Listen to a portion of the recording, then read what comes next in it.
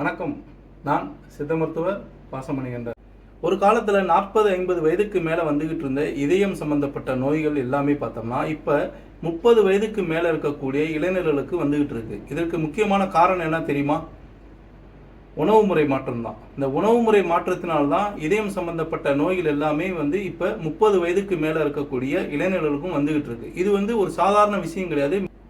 எதனால இந்த இதயம் சம்பந்தப்பட்ட நோய்கள் 30 வயதுக்கு மேலே இருக்கக்கூடிய இளைஞர்களுக்கு வருதுன்னு பார்த்தீங்கன்னா, இந்த உணவு முறை அதிகமான கொழுப்பு சம்பந்தப்பட்ட உணவுகள் எடுத்துட்டு வரனால நம்ம உடம்புல இருக்கிற தேவைக்கு அதிகமான கொழுப்புகள் எல்லாமே நம்ம உடம்புல இருக்கக்கூடிய இரத்த நாளங்களில் ஒரு படிவமாக படிஞ்சிருது. அந்த படிவமாக படிஞ்சனால சீரான இரத்த ஓட்டம் இல்லாதனால தான் நமக்கு இதயம் சம்பந்தப்பட்ட நோய்கள் எல்லாமே வருது.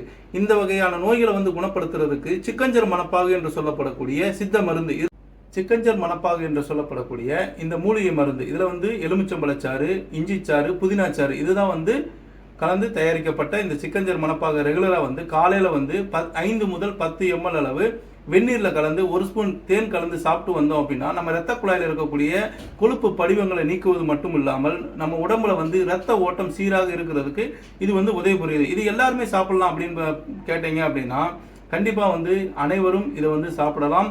இதை நீங்கள் அலோபதி மருந்து கொழுப்பு சம்பந்தப்பட்ட மாத்திரைகள் எடுத்துக்கிட்டு இருந்தாலும் இதை பயன்படுத்தலாம். இதனால எந்த விதமான ஒரு பக்க விளைவுகள் எதுவும் கிடையாது.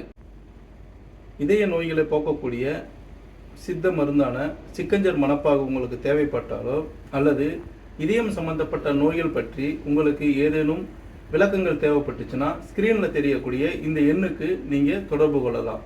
நன்றி, வணக்கம்.